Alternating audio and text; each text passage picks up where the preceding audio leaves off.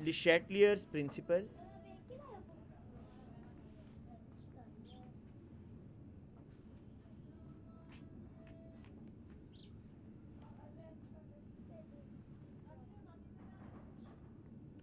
अच्छा बेटा ये लिशैटलियर्स प्रिंसिपल जो है ना ये एक साइंटिस्ट का नाम है लिशैटलियर्स और इसके जो प्रिंसिपल है ये भी एग्ज़ाम में वो पूछ लेता है कि state the लिशैटलियर्स principal.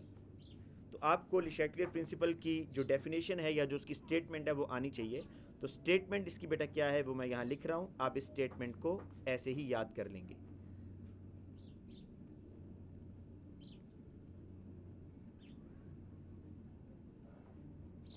If our dynamic equilibrium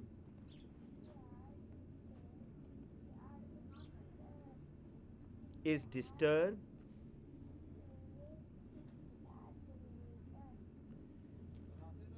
by changing the conditions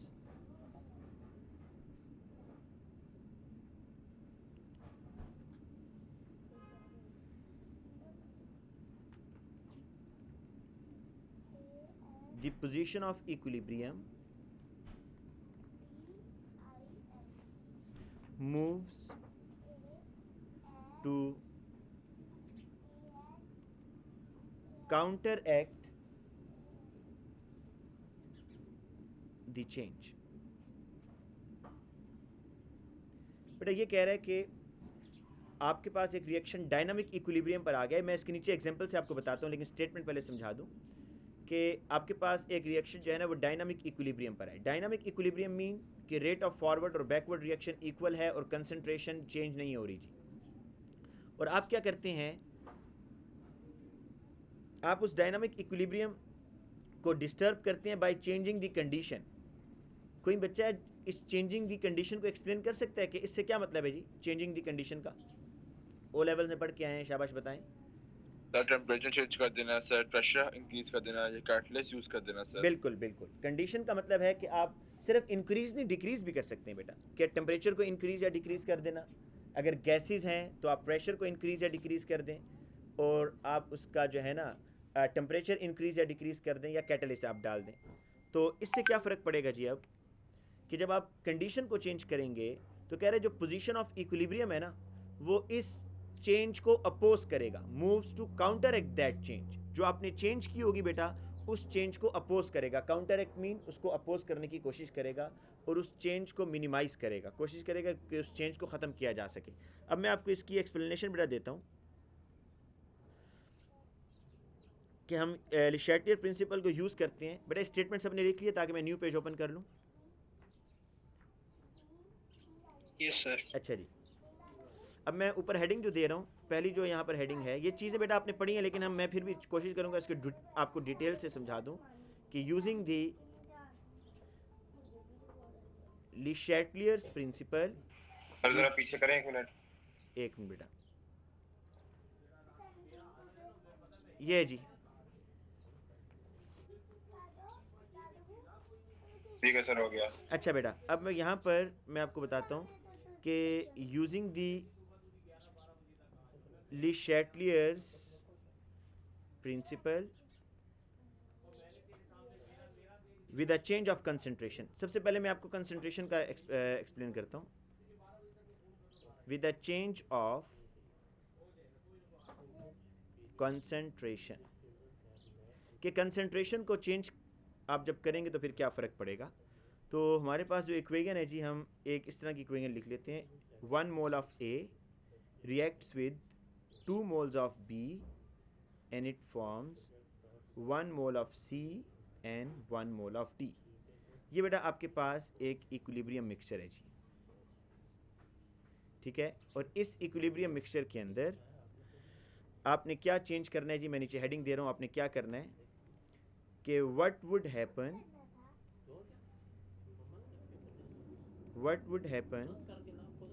if you if you changed if you change the condition by increasing the concentration of A, increasing the concentration of A। अच्छा जी, ये है question, ये है कि ये reaction एक equilibrium पर था बेटा, डायनामिक इक्विलिब्रियम पर, और आपने क्या किया जी कि ए की कंसंट्रेशन बढ़ा दी है। ए की कंसंट्रेशन आपने बेटा बढ़ा दी है, तो ए की कंसंट्रेशन के बढ़ाने से इस रिएक्शन पर क्या फ़र्क पड़ेगा? यूजिंग द ले शैटलियर्स प्रिंसिपल। बेटा ले शैटलियर प्रिंसिपल क्या एक्सप्लेन करता है कि जब भी आप कोई चेंज करेंगे तो रिएक्शन उस चेंज को क्या करेगा? अपोज करेगा या नहीं? जी बेटा, जी सर। उस चेंज को अपोज करेगा। अब आपने क्या किया जी? चेंज आपने ये किया है कि रिएक्शन इक्विलिब्रियम पर था और आपने मज़ीद ए डाल दिया जी, आपने मज़ीद ए ऐड कर दिया है रिएक्शन मिक्सचर के अंदर।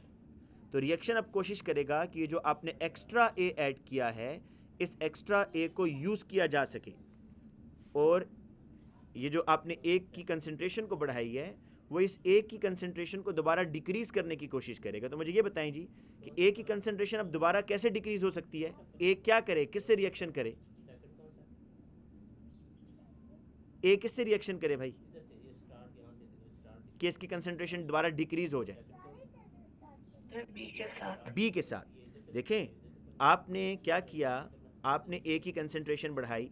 ले शैटलियर्स प्रिंसिपल ये कहता है कि जब भी डायनामिक इक्विलिब्रियम को डिस्टर्ब करेंगे तो जो भी आप चेंज करेंगे रिएक्शन उस चेंज को अपोज करेगा। तो अपोज करने का यही मतलब है ना कि अगर आपने ए की कंसंट्रेशन को बढ़ा दिया है तो ए की कंसंट्रेशन बढ़ाने से अब रिएक्शन डिस्टर्ब हो गया है और रिएक्शन दोबारा इक्विलिब्रियम पर आना चाहता है। तो आपने जितना ए यहाँ पर ऐड किया है, रिएक्शन उस ए को कम करने की कोशिश करेगा। और वो एक यूज़ कैसे होगा, कम कैसे होगा कि जो एक्स्ट्रा ए आपने डाला है बेटा यहाँ पर रिएक्शन मिक्सचर में, एक्स्ट्रा ए, वो ए किससे रिएक्शन करेगा? बी के साथ। जब बी के साथ रिएक्शन करेगा तो रिएक्शन बी के साथ करने की वजह से रिएक्शन किस साइड पर मूव करेगा फिर जब ए और बी आपस में रिएक्शन करेंगे? फॉरवर्ड। तो क्या मैं ये लिख सकता हूँ यहाँ पर? अभी तो मैं एक सिंगल लाइन में लिख रहा हूँ कि आपने जब कंसंट्रेशन बढ़ाई तो position of equilibrium right side पर शिफ्ट होगा, राइट साइड पर। कैसे, मैं इसको एक्सप्लेन कर देता हूँ बेटा, ज़रा आप देख लें कि आपने इसको एक्सप्लेन कैसे करना है। मैं नीचे इसका आंसर भी लिख देता हूँ। ये तो क्वेश्चन है ना कि व्हाट वुड हैपन, तो इसका आंसर ये होगा, ये आप बेटा साथ साथ लिख लें कि अकॉर्डिंग टू ले Chatelier's principal,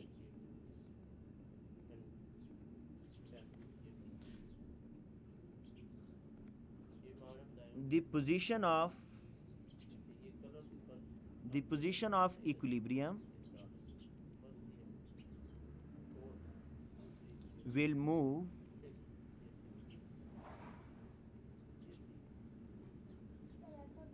in such a way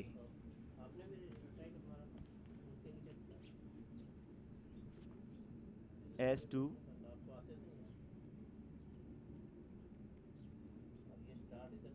counteract the change। मतलब बेटा वो यहाँ पर क्या होगा कि इस चेंज को ना अपोज किया जाएगा। जो आपने ए की कंसंट्रेशन बढ़ाई है ना, इसको अपोज किया जाएगा। कैसे अपोज किया जाएगा? देखें, इसको आप ऐसे कहें कि दैट मीन्स, अपोज ऐसे होगा, that means that the position of equilibrium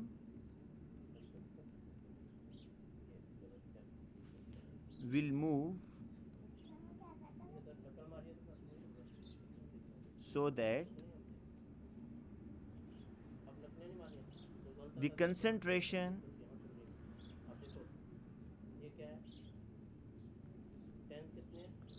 of A decreases again. देखिए बेटा, ये अभी आपका ये मार्किंग स्कीम वाला आंसर नहीं है, ये एक्सप्लेनेशन है। आपने जब ए की कंसंट्रेशन बढ़ाई इस रिएक्शन में, आप जरा देखिएगा, जब ए की कंसंट्रेशन बढ़ाई तो अकॉर्डिंग टू ले शैटलियर प्रिंसिपल रिएक्शन मिक्सचर ये चाहेगा कि मैं दोबारा ए की कंसंट्रेशन को क्या करूं? डिक्रीज़ करूं। ठीक है, so that the concentration of A decreases again. अब वो कैसे डिक्रीज़ करेगा? By reacting it with B. तो जो आपने एक्सेस में ए डाला है बाद में, वो अब कैसे दोबारा कम हो जाएगा, तो वो बी के साथ रिएक्शन करेगा जी, ठीक है। जब बी के साथ रिएक्शन करेगा तो उसका रिजल्ट ये होगा कि आपके पास सी और डी ज़्यादा बनेगा, and turning it into C plus D. So मैं इस बेस पर कह सकता हूं कि पोजीशन ऑफ इक्विलिब्रियम जो है moves to the right. So position of equilibrium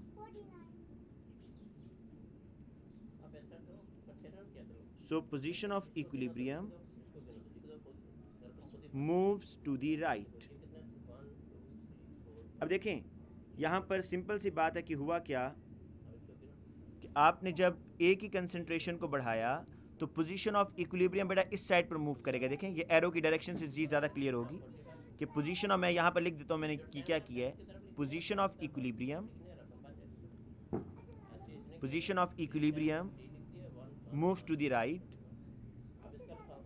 moves to the right, if you increase the concentration of A।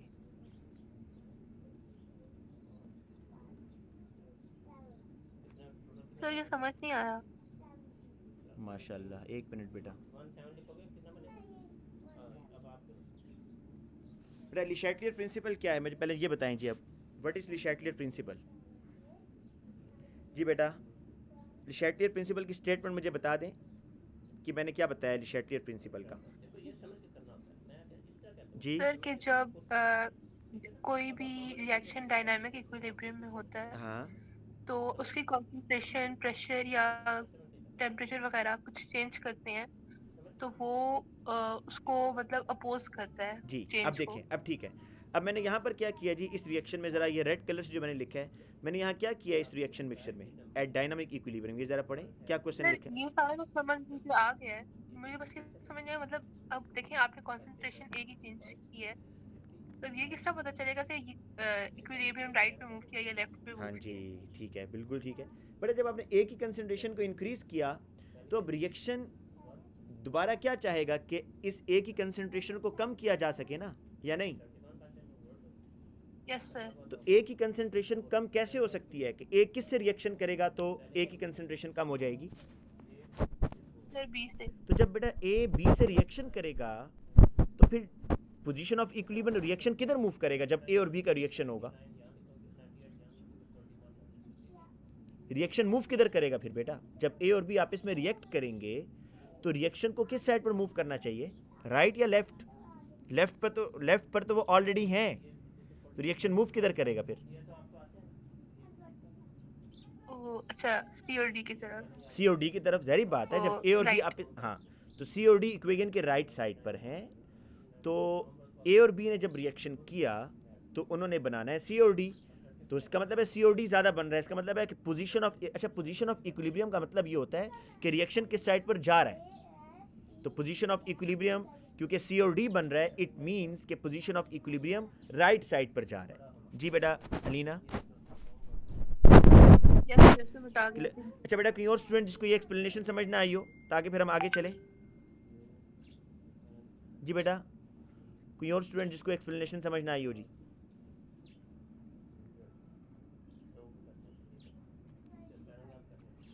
जी बेटा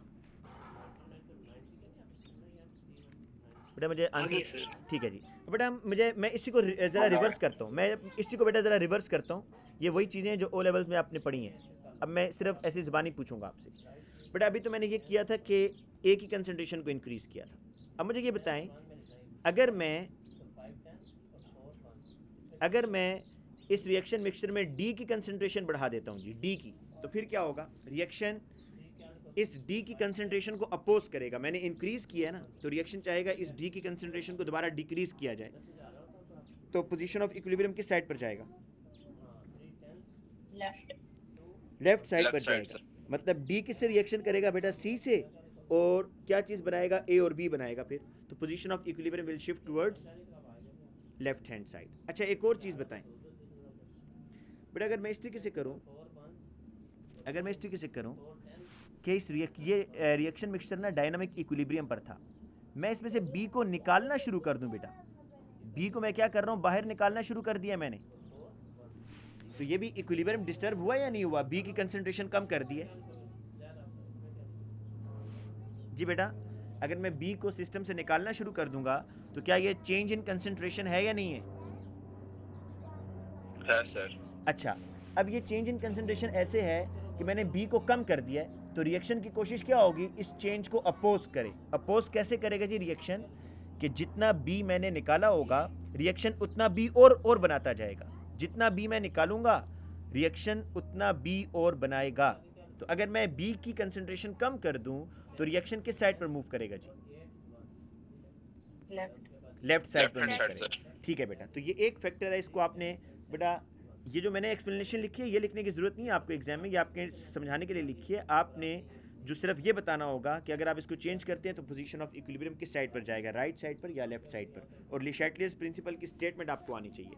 अब मैं बेटा दूसरे फैक्टर की तरफ आ रहा हूँ जिसका नाम है प्रेशर। ठीक है जी, चलिए जब प्रेशर पे आ जाएं तो मैं यहाँ पे हेडिंग दे रहा हूँ, using Le Chatelier's principle with change of pressure। बेटा याद रखिए प्रेशर का इफेक्ट सिर्फ और सिर्फ गैसेस पर होगा जी, लिक्विड्स पर नहीं होगा। ये बात मैं फिर बता रहा हूँ, गौर से सुन लें कि ये जो चेंज ऑफ प्रेशर है इसका इफेक्ट रिएक्शन में सिर्फ उन चीज़ों पर होगा जो कि गैसियस फॉर्म में है। ठीक है, मैं बल्कि यहाँ लिख देता हूँ रेड कलर से, आप बेटा इसको नोट कर लें। This only applies to reaction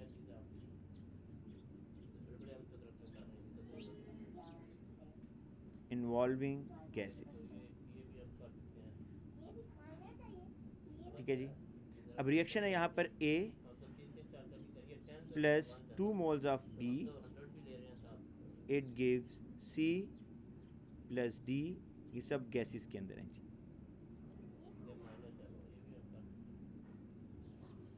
और ये आपका इक्विलिब्रियम मिक्सचर है। और स्टेटमेंट जी यहाँ पर मैं ये लिखना चाह रहा हूँ कि क्वेश्चन ये है जी, यहाँ पर साइड पर लिख रहा हूँ कि व्हाट वुड हैपन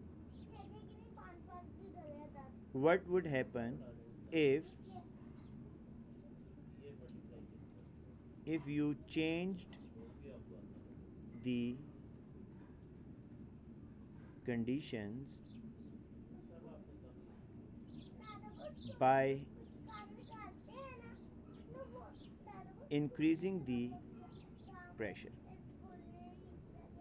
ये जी क्वेश्चन है कि अगर मैं यहाँ पर अब प्रेशर बढ़ा दूँ तो फिर क्या होगा जी। अच्छा जी बेटा, मुझे ये बताएं पहले कि ले शैटलियर्स प्रिंसिपल क्या कहता है। अब ज़रा गौर से सुनिएगा और मेरी बात का जवाब देना आप लोगों ने। ले शैटलियर्स प्रिंसिपल आपको क्या बताता है कि अगर मैं इस रिएक्शन मिक्सचर के ऊपर प्रेशर को बढ़ाऊंगा तो ये सिस्टम, ये रिएक्शन क्या कोशिश करेगा, उस चेंज को अपोज करने की कोशिश करेगा या नहीं करेगा? जी सर। अच्छा, अब मैं आपसे फिर क्वेश्चन पूछता हूँ कि सपोज मैंने इस रिएक्शन मिक्सचर के ऊपर प्रेशर को इंक्रीज कर दिया है, तो रिएक्शन क्या कोशिश करेगा कि प्रेशर को क्या किया जा सके, दोबारा डिक्रीज किया जा सके, डिक्रीज किया जा सके। ठीक है जी। और अगर मैं इसके ऑपोजिट चीज़ पूछूं कि अगर मैं इस रिएक्शन मिक्सचर के ऊपर प्रेशर को डिक्रीज कर देता हूं, ठीक है, प्रेशर इसमें से कम कर रहा हूं, तो रिएक्शन की कोशिश क्या होगी कि इस चेंज को अपोज किया जाए, कैसे, और रिएक्शन क्या करेगा, इंक्रीज करेगा। तो अब आपको पहले ये चीज़ समझनी है कि ये प्रेशर इंक्रीज और डिक्रीज होता कैसे है जी, ये पहले समझ लें। मैं यहाँ लिख देता हूँ, पहले बेटा एक्सप्लेन करता हूँ फिर इसको लिखता हूँ। पहले मुझे ये बताएं कि जो प्रेशर है ये किस वजह से होता है। गैस के मॉलिक्यूल्स जब हिट करते हैं with the wall of container तो उसी को आप प्रेशर बोलते हैं ना बेटा। ये जो गैस के मॉलिक्यूल्स हिट करेंगे with the wall of container, इसी की वजह से प्रेशर बिल्ड होता है या नहीं? जी बेटा, यस सर। अगर आपके पास एक कंटेनर में ज़्यादा मॉलिक्यूल्स हैं तो प्रेशर क्या होगा जी? ज़्यादा होगा। और अगर उसी कंटेनर में हम सपोज करते हैं कम मॉलिक्यूल्स हैं तो प्रेशर क्या होगा? कम होगा। तो अब बेटा मैं पहले यहाँ लिख देता हूँ और फिर मैं इसको एक्सप्लेन करता हूँ। अब आप लोग भी ज़रा साथ में इसको लिख लें कि प्रेशर जो है ना, pressure is caused by gas molecules hitting the sides of container. पहले तो आपको ये पता होना चाहिए कि जो प्रेशर बिल्ड होता है ना, ये गैस के मॉलिक्यूल्स का जो हिट करना है कंटेनर के साथ, उस वजह से है, ठीक है। और दूसरी चीज़ आपको ये पता होनी चाहिए, the more molecules you have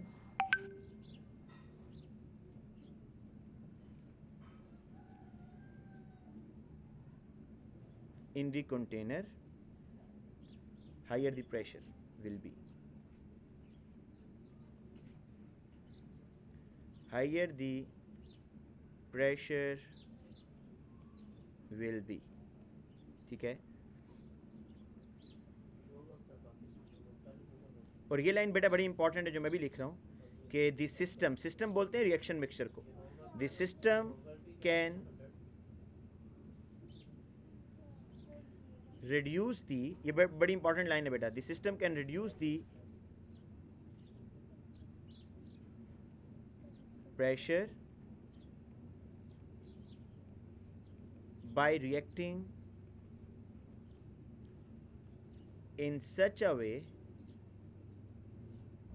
as to produce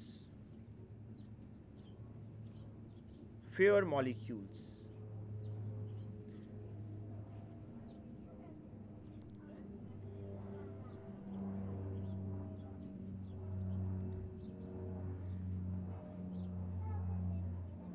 In above reaction,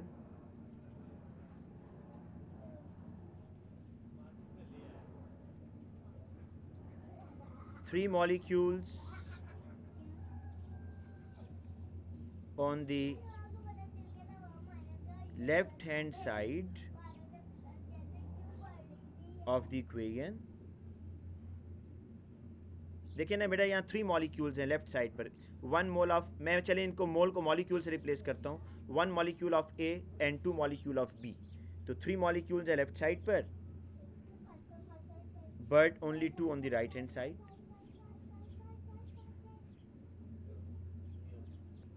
Two on right hand side.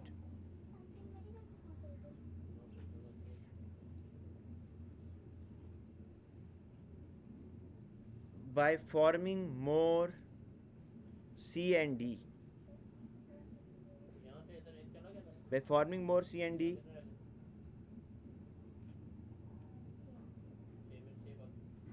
system causes the pressure to reduce। बेटा मैं इसको एक्सप्लेन करता हूँ जी, ठीक है। ये जो मैंने लिखा है ना, मैं आपको बताता हूँ क्या लिखा है जी। बेटा पहले इसको लिख लें जल्दी से, मुझे बताएं लिख लिया सबने, ताकि मैं इसको एक्सप्लेन करूँ।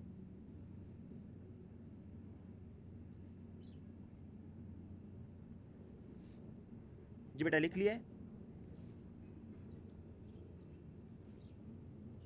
देख लिया सर। अच्छा बेटा ये आपके पास रिएक्शन है जी, ये ज़रा इस रिएक्शन को आप देखिएगा।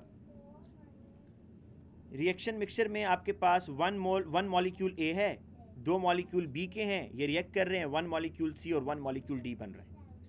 अब बेटा मैं अगर क्वेश्चन मैंने ये लिखा है कि what would happen if I increase the pressure, अगर मैं प्रेशर को इंक्रीज़ करता हूँ तो सिस्टम की कोशिश क्या होगी कि जी इस प्रेशर को क्या किया जा सके। मैंने प्रेशर इंक्रीज किया है, सिस्टम क्या चाहेगा? अपोज करेगा। हाँ, सिस्टम ये चाहेगा कि उस प्रेशर को डिक्रीज किया जा सके। यस, मतलब डिक्रीज करने की कोशिश करेगा ना। अच्छा बेटा, अब सिस्टम ये चाहेगा कि प्रेशर को डिक्रीज किया जा सके, तो मैंने आपको प्रेशर और नंबर ऑफ मॉलिक्यूल्स का एक रेशियो बताया, लिंक, कि प्रेशर और मॉलिक्यूल में क्या रिलेशन होता है बेटा, कब प्रेशर बढ़ता है और कब प्रेशर कम होता है विद रिस्पेक्ट टू मॉलिक्यूल्स। जब नंबर ऑफ मॉलिक्यूल ज्यादा हो तो प्रेशर ज्यादा होता है, और जब नंबर ऑफ मॉलिक्यूल्स कम हो वाइस वर्सा सर। यस। तो अब बेटा देखें कि अब मैंने क्योंकि प्रेशर इंक्रीज किया, जब मॉलिक्यूल इंक्रीज तो प्रेशर इंक्रीज कर सर।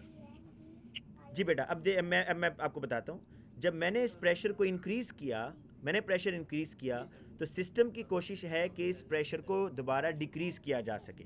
तो रिएक्शन उस साइड पर मूव करेगा, रिएक्शन उस साइड पर मूव करेगा जहाँ पर मॉलिक्यूल्स कम हैं।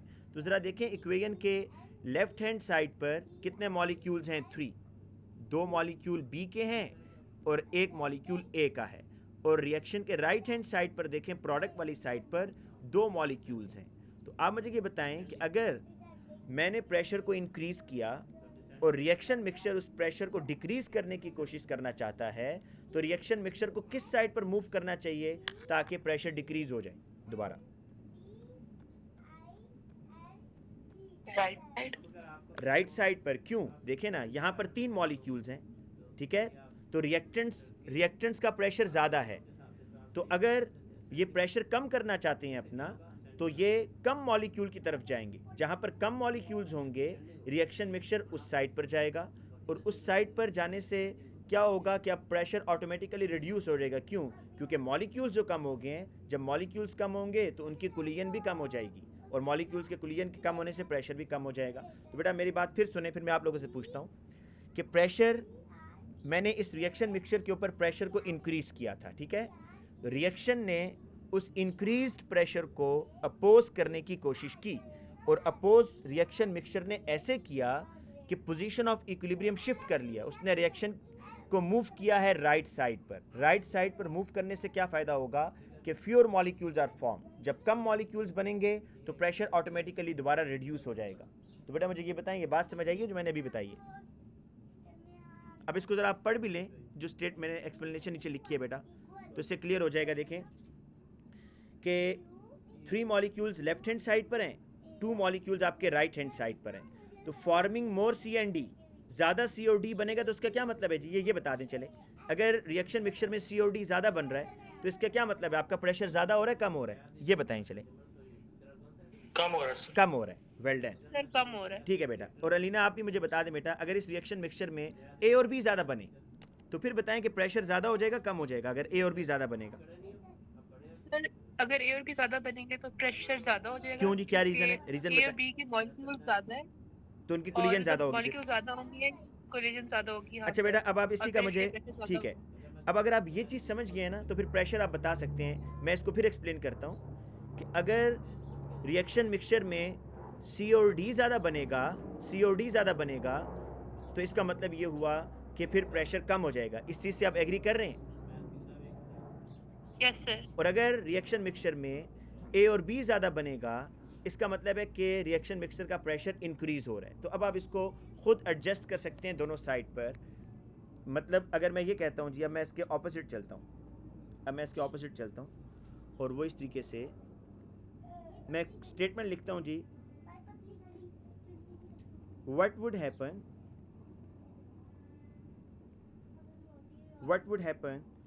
if you change the condition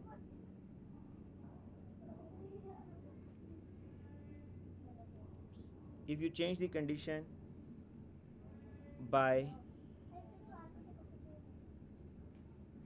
decreasing the pressure? Reaction में वही लेता हूँ जी कि 1 मोल ए का, 2 मोल बी के, 1 मोल सी का और 1 मोल डी का। बेटा ये जी मैंने क्या किया जी, इस रिएक्शन मिक्सचर में प्रेशर को कम कर दिया है। तो रिएक्शन की कोशिश क्या होगी कि इस प्रेशर को दोबारा क्या किया जा सके जी बेटा? इंक्रीज करने के लिए रिएक्शन फिर किस साइड पर मूव करेगा? सर जहाँ पे मॉलिक्यूल ज्यादा हैं। वेल डन, जहाँ मॉलिक्यूल Left ज़्यादा hand हैं। side तो sir. Molecule left hand side पर ज़्यादा हैं। तो मैं यहाँ लिख देता हूँ इसका आंसर शॉर्ट फॉर्म में कि the position of equilibrium,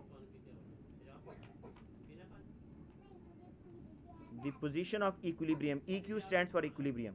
The position of equilibrium moves to the right. The position of equilibrium moves to the right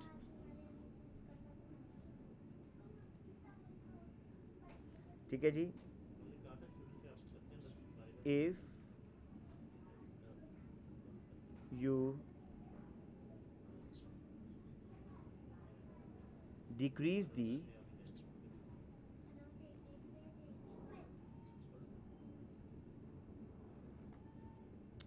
क्या मसला आ रहा है यार, if you decrease the pressure on reaction. अच्छा बेटा, अब इसके आगे रीज़न भी आप क्या लिखेंगे आगे कि मोर मॉलिक्यूल्स आर प्रेजेंट. देखें, आपने जब प्रेशर डिक्रीज़ किया तो प्रेशर के डिक्रीज़ करने से रिएक्शन इस चेंज को अपोज करने के लिए दोबारा प्रेशर बढ़ाएगा, और more molecules are present on the left hand side. तो रिएक्शन उस साइड पर जाएगा जहाँ पर मोर मॉलिक्यूल्स हैं. बेटा ये क्लियर हो गया. मैं टेम्परेचर पर आ जाऊँ. जी बेटा टेम्परेचर पर आ जाऊँ मैं. हेलो. अच्छा बेटा, इसमें एक चीज़ और बता दूं कि जब आपके पास मोल्स इक्वल होंगे तो फिर क्या होगा जी. ये चीज़ ज़रा सुन लें बस. मतलब इस तरह हो ना, अगर 2HI it gives H2 plus I2. ये आपने O लेवल्स में ही बेटा पढ़ा है कि when there are equal number of moles on both sides then there is no effect of pressure. ये लिख लें कि when there is equal number of moles on both sides then there is no effect of pressure. बेटा अगर equal moles होंगे ना फिर कोई इफेक्ट नहीं है प्रेशर का. देखें यहाँ पर भी आपके पास मॉलिक्यूल्स या इक्वल मॉलिक्यूल कह दें, 2 मॉलिक्यूल्स इधर हैं और 2 मॉलिक्यूल्स इधर हैं. तो जब मॉलिक्यूल्स आपके पास या मोल्स आपके पास बेटा सेम होंगे फिर प्रेशर का इफेक्ट नहीं होगा पोजीशन ऑफ इक्विलिब्रियम पर. जी बेटा कोई बच्चा क्वेश्चन पूछ रहा था. जी बेटा. Sir, can you move to the previous page? Okay बेटा, एक मिनट. बेटा इस पेज की तरफ कह रही है ना ये. जी sir. Sir, इसमें shouldn't the position of equilibrium move to the left when decreasing the pressure? Wait. देखें, अब आपने बेटा प्रेशर डिक्रीज किया है ना, तो system want to increase the pressure again. ऐसी है, आपने प्रेशर डिक्रीज Yes, किया sir. है तो system wants to move to increase its pressure. तो क्या करेगा, किस साइड पर मूव करेगा, where more molecules are present और less molecules are present.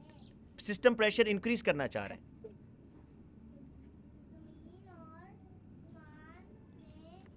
Sorry, इसमें ये सिर्फ मैंने इसको, ये बेटा इसको लेफ्ट लिखना है. बिल्कुल ठीक है, ऐसे. ये कह रही हैं आप अबीरा सुहेल, ये कह रही है ना. जी सर. बिल्कुल ठीक है, लेफ्ट होगा भाई, बिल्कुल लेफ्ट जी. है कि position of equilibrium move to the left. बिल्कुल ठीक है. If you decrease the pressure. जी बेटा ये समझ आया, इन्हें क्या बताया जी.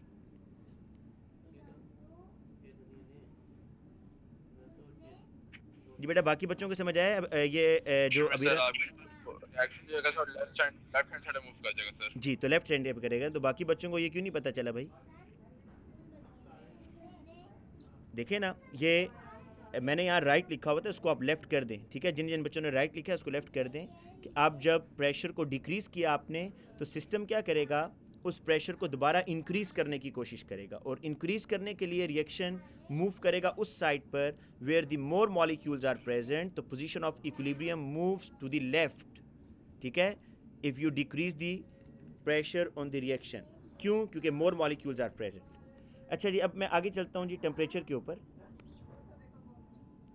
ये मैंने आपको एक और स्टेटमेंट बता दिया यहाँ पर कि अगर इक्वल नंबर ऑफ मोल्स होंगे on both side then there is no effect of pressure. मेरा ख्याल है मैं एक और एग्जांपल प्रेशर की करवा दूँ. एक और एग्जांपल मैं प्रेशर की कर देता हूँ, फिर उसके बाद आगे चलते हैं जी. PCl5 गैशियस फॉर्म में है, बल्कि ये लेता हूँ जी, इसमें 2SO2 plus O2 it gives 2 moles of SO3. अच्छा जी बेटा मुझे ये बताइएगा, ये रिएक्शन मिक्सचर है. अच्छा, जब भी प्रेशर की बात हो ना बेटा, जब भी प्रेशर की बात हो तो आप पहले मोल्स काउंट कर लिया करें जी, कि यहाँ पर 2 मोल्स हैं और यहाँ पर 1 मोल है, तो टोटल मोल कितने हो गए? 3 मोल्स। 3 मोल्स बेटा आपके यहाँ पर हैं लेफ्ट हैंड साइड पर, और यहाँ पर 2 मोल्स हैं, या 2 मॉलिक्यूल्स, आप इनको मॉलिक्यूल्स भी कह सकते हैं, मोल्स, जिस तरह मर्जी एक्सप्लेन कर दें। अब मेरा क्वेश्चन ये है कि अगर आप प्रेशर को इंक्रीज़ करते हैं जी तो क्या होगा जी? What will happen if you increase the pressure? तो पहले सबसे पहले ये सोचा करें कि प्रेशर के इंक्रीज़ करने से अकॉर्डिंग टू ले शैटलियर प्रिंसिपल रिएक्शन की कोशिश क्या होगी? अब आपने प्रेशर इंक्रीज़ किया है, रिएक्शन क्या करेगा? प्रेशर डिक्रीज करे सर। रिएक्शन decrease इस प्रेशर को डिक्रीज करने की कोशिश करेगा, राइट? ऐसे ही होगा भाई? जी सर। तो जी सर। अब रिएक्शन इस प्रेशर को डिक्रीज करने के लिए किस साइड पर मूव करेगा? जहां पर मॉलिक्यूल ज्यादा होंगे या कम होंगे? कम होंगे। तो किस साइड पर कम है जी? Right hand side. यस। तो अब अगर आप प्रेशर को कम कर तो यहाँ पर अब reaction will move towards the right hand side. तो मैंने यहाँ क्या लिखा था, मैं स्टेटमेंट लिख देता हूँ कि what would happen if you increase the pressure. ठीक है जी, मैंने ये लिखा है, what would happen if you increase the pressure on equilibrium mixture.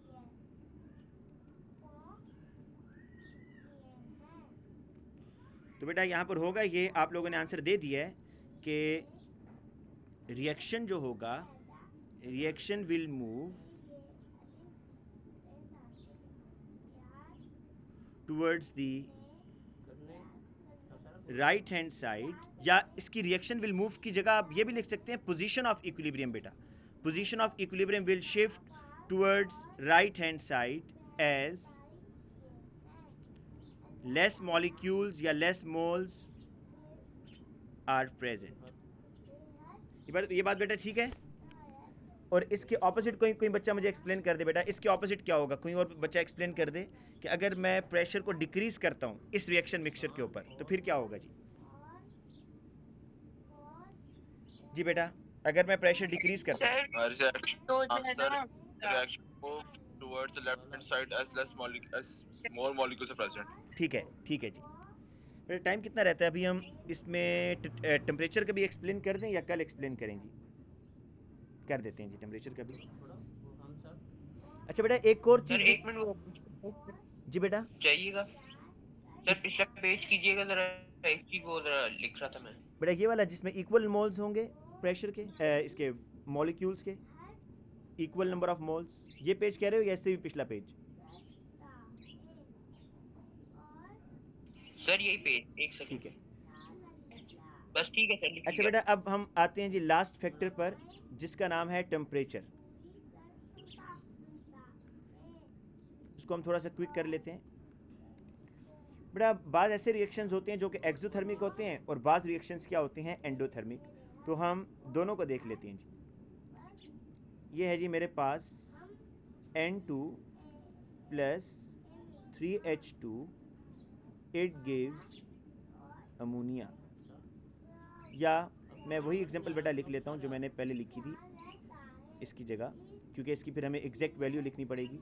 A + 2 moles of B, it gives C + D। और डेल्टा H है जी यहाँ पर -250 किलो जाउल्स पर मोल। बेटा ये डेल्टा H माइनस में आ रहा है, इसका क्या मतलब है जी कि रिएक्शन क्या है? एक्सोथर्मिक है। अब बेटा मैं इसकी एक्सप्लेनेशन नीचे लिखता हूँ, फिर मैं इसको एक्सप्लेन कर दूंगा। पहले यहाँ लिख देता हूँ इसकी एक्सप्लेनेशन, ठीक है? आप भी साथ साथ लिख लें कि सपोज करते हैं जी, सपोज दिस सिस्टम, बेटा इस सिस्टम का मतलब होता है reaction mixture. Suppose this system is in equilibrium, suppose this system is in equilibrium at 500 degree Celsius. बेटा हम सपोज करते हैं कि इस टेम्परेचर की वजह से ना, ये जितनी हीट एनर्जी रिलीज़ हुई है, इस हीट एनर्जी का रिलीज़ होने की वजह से जो अंदर रिएक्शन मिक्सचर का टेम्परेचर है वो कितना है? 500 है। ठीक है जी, सपोज किया है हमने। And you reduce the temperature and you reduce the temperature to 400 degree Celsius. अच्छा बेटा अब देखिएगा, पहले ये बात समझ लें कि अंदर रिएक्शन मिक्सचर का जो टेम्परेचर था वो 500 था और मैंने इस 500 को कम करके कितना कर दिया, 400 कर दिया। तो क्या ये चेंज इन कंडीशन है या नहीं? मैंने इक्विलिब्रियम को डिस्टर्ब किया है या नहीं किया? किया सर। किया है, ठीक है। तो रिएक्शन की कोशिश क्या होगी कि इस 400 टेम्परेचर को दोबारा किस पर लेकर जाया जाए? 500 पे। 500 पर लेकर जाया जाए। चलें जी, ये बात तो ठीक होगी। अब ज़रा इसको एक और तरीके से समझते हैं। बड़ा ये 250 किलो जूल एनर्जी कब रिलीज़ होगी?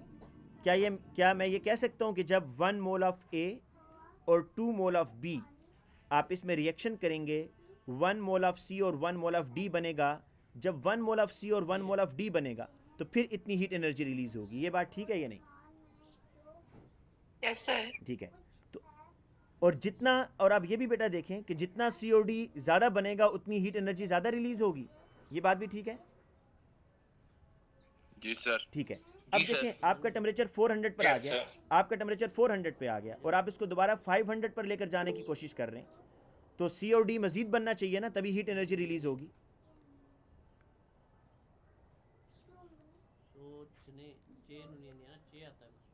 तो बेटा मैं यहाँ लिखता हूँ पहले, फिर इसको एक्सप्लेन करता हूँ कि इस 400 को 500 पे लेकर जाना है आपने। तो अब आप क्या करेंगे? द रिएक्शन, आगे लिखे बेटा, लिखें इससे आगे, the reaction will tend to,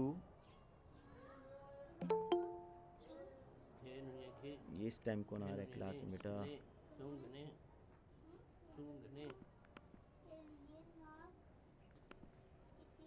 The reaction It's will 11 the o'clock. reaction will tend to heat itself up again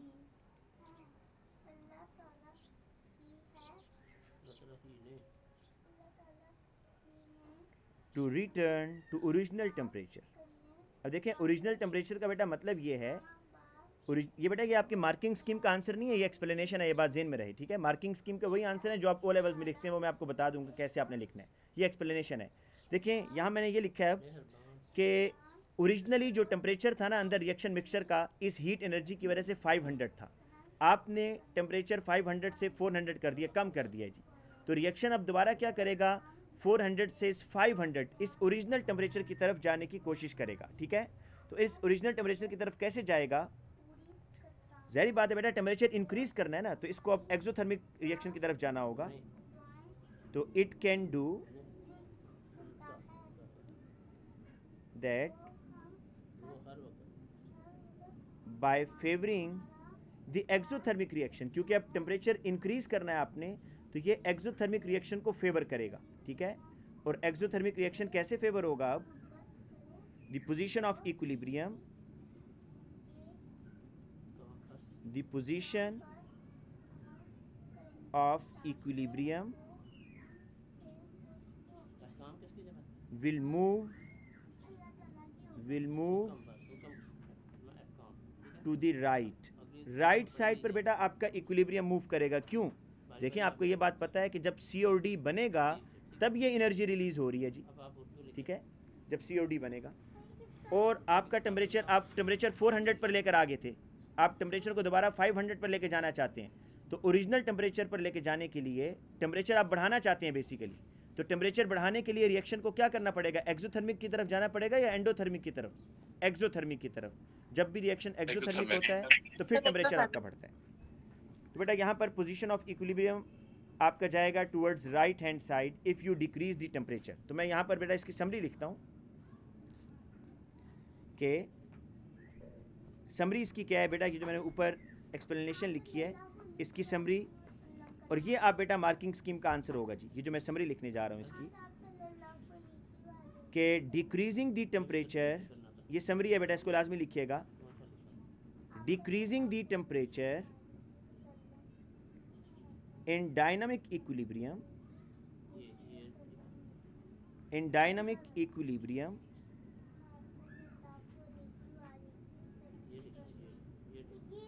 favors the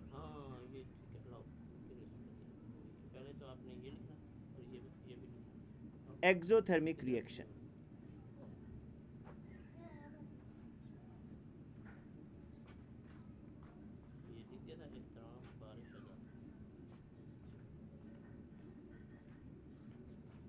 अच्छा बेटा एक और बात भी ज़रा इस रिएक्शन को फिर देखें, ये जो ऊपर मैंने लिखा हुआ है इस रिएक्शन को देख के बताएं कि ये फॉरवर्ड रिएक्शन एक्सो है या नहीं है जी।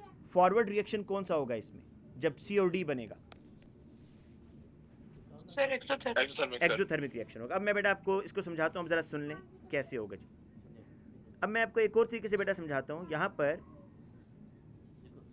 पर मैं हीट लिख देता हूँ क्योंकि हीट एनर्जी रिलीज हो रही है ना, तो हीट को भी आप एज अ प्रोडक्ट डील करें कि अब तीन चीज़ें बन रही हैं, सी बन रहा है, डी बन रहा है और हीट बन रही है। अगर आप बेटा यहाँ से हीट को निकालना शुरू कर देते हैं जी, हीट को आप यहाँ से निकालना शुरू कर देते हैं तो इक्विलिब्रियम डिस्टर्ब हो रहा है, और जितनी हीट आप यहाँ से रिलीज़ करवाएंगे, जितनी हीट आप यहाँ से निकालेंगे, सिस्टम की कोशिश ये होगी कि उतनी हीट मज़ीद बनाए। ठीक है, तो हीट को मज़ीद बनाने के लिए और मज़ीद हीट रिलीज़ करने के लिए रिएक्शन को किस साइड पर मूव करना पड़ेगा जी? राइट हैंड साइड पर या लेफ्ट हैंड साइड पर? राइट हैंड साइड पर। लेफ्ट हैंड साइड नहीं, आपने मज़ीद हीट बेटा रिलीज़ करवानी है ना। देखें मैंने यहाँ से जब हीट निकाली तो आप इसको ऐसे समझ लें कि पहले टेम्परेचर 500 था और मैंने जब हीट एनर्जी को निकाल लिया तो टेम्परेचर अंदर 400 हो गया। तो इस 400 को आपने दोबारा 500 पर लेके जाना है, मज़ीद हीट रिलीज़ करवानी है। तो हीट को रिलीज़ करवाने के लिए रिएक्शन किस साइड पर मूव करेगा? एब्जॉर्ब नहीं करवानी, यस रिलीज़ करवानी है, एब्जॉर्ब नहीं करवानी बेटा। तो अब ये बात याद रखें कि एक्सोथर्मिक रिएक्शन के अंदर बेटा, एक्सोथर्मिक रिएक्शन के अंदर bye decreasing the temperature reaction will move towards right hand side. ये भी मैं लिख रहा हूँ बेटा ये लाइन कि in exothermic reaction by decreasing the temperature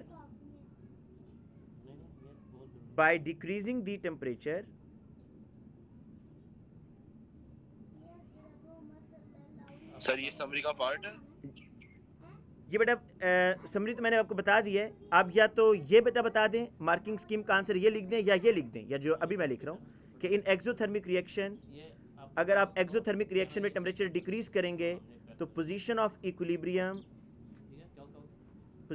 equilibrium will move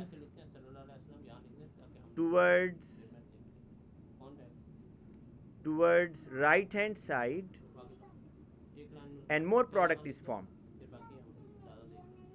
अब मैं आपको एक रियल एग्जांपल बताता हूँ जी। N2 + 3H2 it gives ammonia. बेटा अभी मैं एंडोथर्मिक पर नहीं आ रहा, ठीक है, वरना चीज़ें मिक्स हो जाएंगी। मैं सिर्फ अभी आपको एक्सोथर्मिक का बता रहा हूँ।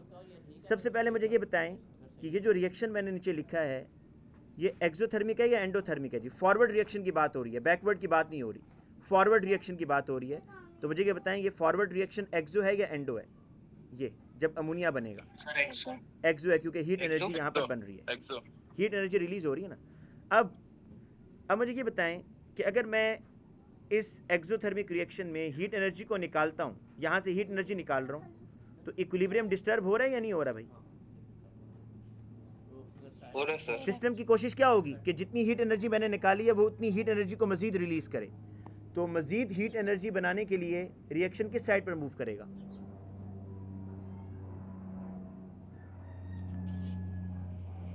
Right hand side. तो बेटा मैंने यही लिखा है, देखें ऊपर, in exothermic reaction by decreasing the temperature, कि आप एक्सोथर्मिक रिएक्शन में अगर टेम्परेचर को डिक्रीज करेंगे तो position of equilibrium will move towards right hand side. एक और चीज़ भी सुन लें इसके साथ, एंडोथर्मिक आज नहीं कराऊंगा, एंडोथर्मिक कल कराऊंगा क्योंकि आज इतना टाइम नहीं है। एक्सोथर्मिक में ही मजीद बेटा चीज़ें सुने। अब मुझे बताइएगा कि एक्सोथर्मिक रिएक्शन में अगर मैं टेम्परेचर कम करता हूँ, ठीक है, अगर मैं टेम्परेचर कम करता हूँ तो आपने बताया कि जी रिएक्शन राइट साइड पर मूव करेगा। तो प्रोडक्ट के बारे में बताएं कि प्रोडक्ट ज़्यादा बनेगा या कम बनेगा टेम्परेचर के कम करने से? ज़्यादा बनेगा। ये बात ही बेटा ज़हन में रखें कि एक्सोथर्मिक रिएक्शन में टेम्परेचर के कम करने से position of equilibrium right side पर जा रहा है। तो राइट साइड पर जाने से हमें फ़ायदा क्या होगा कि हमारा जो रिएक्शन मिक्सचर होगा उसमें प्रोडक्ट आपका ज़्यादा बनेगा, ठीक है। अच्छा, इसका एक नुकसान भी होगा। नुकसान क्या होगा? अगर आप रिएक्शन को लो टेम्परेचर पर करते हैं तो इसका नुकसान क्या होगा जी? ये भी ओ लेवल्स का क्वेश्चन है जी। सर टाइम ओवर हो जी। गया है, 8 मिनट्स ऊपर हो चलें ठीक है बेटा, ठीक है बस, ठीक है बेटा, टाइम आपका ख़त्म हो गया, तो हम कल यहीं से स्टार्ट करेंगे बेटा एंडोथर्मिक रिएक्शन से, ठीक है।